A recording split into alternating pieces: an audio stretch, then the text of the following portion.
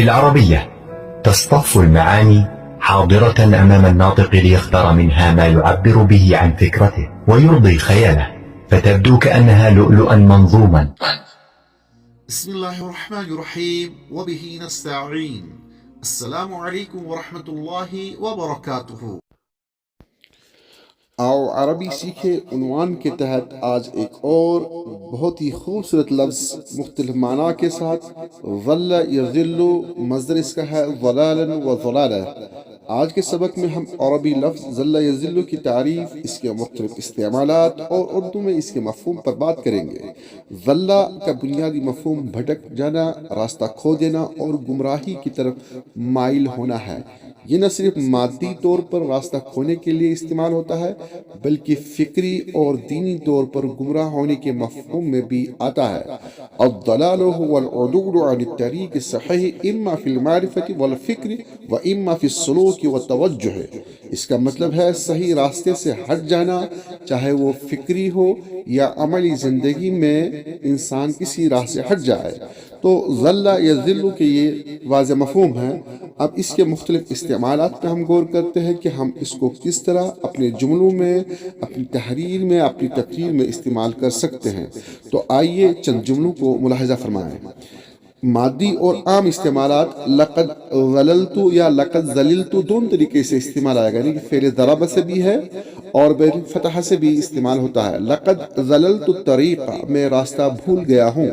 یہاں ظل کا مطلب جسمانی طور پر راستہ کھو دینا ہے۔ دینی اور فکری استعمال کے لیے ولا تکونوا من الضالین، اور گمراہوں میں شامل نہ ہو جاؤ۔ یہاں ظل کا مفہوم دین اور ہدایت سے دوری کو ظاہر کرتا ہے۔ حدیث میں آیا ہے، نبی کریم صلی اللہ علیہ وسلم فرماتے ہیں واللہ انی لا اضل ولا اضل، اللہ کی قسم میں نہ خود گمراہ ہوں اور نہ ہی کسی کو گمراہ کرتا ہوں۔ یہاں ظل سے مراد فکری اور روحانی گمراہی ہے۔ یوم قیامت کے حوالے سے ہے فمن ضل فانما یضل علیہا۔ اور اسی طرح آپ دیکھیں روزمرہ کی زندگی میں لا تضل في قراراتك فإن العاقل يتبع الحق، اپنے فیصلوں میں بھٹکو مت کیونکہ عقل مند وہی ہے جو حق کی پیروی کرتا ہے۔ حدیث نبوی صلی اللہ علیہ وسلم میں قال رسول اللہ صلی اللہ علیہ وسلم ترکت فیکم ما ان تمسکتم به لن تضلوا بعدی کتاب اللہ و سنتی، میں تمہارے درمیان ایسی چیزیں چھوڑ کر جا رہا ہوں کہ اگر تم اس سے مضبوطی سے تھامے رکھو گے تو میرے بعد کبھی گمراہ نہ ہوگے۔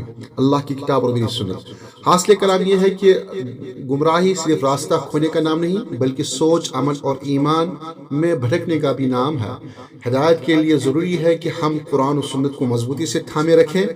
اور ظل یضل اس کے دونوں معنی ہیں، یعنی کہ روحانی شرعی اعتبار سے بھی گمراہ ہونے کے معنی میں ہے، اور ہم مادی طور پہ بھی جو حقیقتاً ہم کسی راستے سے گزر رہے ہوں تو وہاں پر بھی ہم اگر ظل یضل کا لفظ استعمال کریں گے تو اس کے معنی بھی یہی ہے کہ میں نے جس راستے سے میں جا رہا تھا مادی راستہ وہ بھی میں نے کھو دیا۔ لقد ذللت الطریقہ یا لقد ذللت الطریقہ۔ تو اس حوالے سے میرا ایک چھوٹا سا شعر ہے کہ اذا ما ذل قلبی فی الدجا، اذا ما ذل قلبی فی الدجا فنور اللہ یہدینی السبیلا، یعنی کہ جب میرا دل تاریکی میں بھٹکنے لگتا ہے تو اللہ کا نور مجھے راستہ دکھا دیتا ہے۔ تو یہی عرض کرنا چاہوں گا کہ ذل یا ذل یا ذل یا ذل دونوں طرح سے جو ہے استعمال ہوتا ہے، مادی اعتبار سے بھی اور روحانی اعتبار سے بھی۔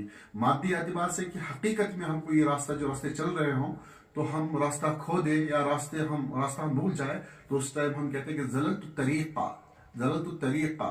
اور اسی طرح جو ہے اگر ہم مادی اعتبار سے ہٹ کے روحانی اور دینی اعتبار سے دیکھیں تو اس کے مفہوم میں بھی یہ آتا ہے کہ وہ گمراہ ہوا، یعنی کہ وہ راہ ہدایت سے ہٹ گیا۔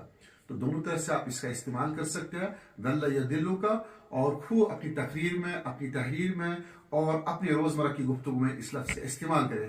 اس کے علاوہ اور ایک لفظ آتا ہے فقد کے معنی بھی کھونا ہے، لیکن فقد عمومی طور سے جو ہے کہنے والے کو مفعول بنا کر استعمال کیا جاتا ہے۔ جیسے کہ ہم کہیں گے فقدتنی الطریق یا فقدتنی الفرصہ، یعنی کہ وقت نے مجھے کھو دیا، یا اضاع کے معنی بھی ہے ضائع کرنا، تو اس طرح کہ اضاعتنی الفرصہ۔ تو یہ سارے الفاظ جو ہے اس طرح استعمال ہوتے ہیں اور اسی طرح اور ایک لفظ آتا ہے نسیہ، نسیہ کا مطلب بھول جانا، لیکن وہ وہاں پرٹیکولر اس چیز میں آتا ہے جس میں مادی چیز شامل نہ ہو، جس میں حس ہو یا احساس ہو یا کوئی ایسی چیز ہو جس کو ہم چھو نہ سکے، تو اس کے لیے نسیہ استعمال ہوتا ہے۔ ایک راستہ مادی چیزوں کے لیے بہتر اور اچھا لفظ جو استعمال ہوتا ہے وہ استعمال ہوتا ہے ضل یضل۔ لہٰذا آپ یاد رکھیں کہ ضل یضل جو ہے دونوں طرح سے استعمال ہے، یعنی کہ مادی اعتبار سے بھی اور روحانی اعتبار سے۔ مادی اور عام استعمال کے لیے ہم کہیں گے لقد ضللت الطریق، میں راستہ بھول گیا ہوں۔ یہاں ضل کا مطلب ہے جسمانی طور پہ راستہ بھول جانا، اور دینی اعتبار سے دیکھیں آپ، دینی اور فکری استعمال کے لیے ولا تکون من الضالین، اور گمراہوں میں شامل نہ ہو جاؤ۔ یہاں ضل کا مفہوم دین اور ہدایت سے دوری کو ظاہر کرتا ہے، یعنی کہ گویا کہ دونوں طرح سے، یعنی کہ دنیاوی اور دینی اعتبار سے یہ لفظ دونوں طرح سے استعمال ہوتا ہے، یعنی کہ دینی مفہوم کو بھی ظاہر کرتا ہے اور دنیاوی مفہوم کو بھی ظاہر کرتا ہے، تو آپ اس طرح استعمال کر سکتے ہیں ضل یضل کو۔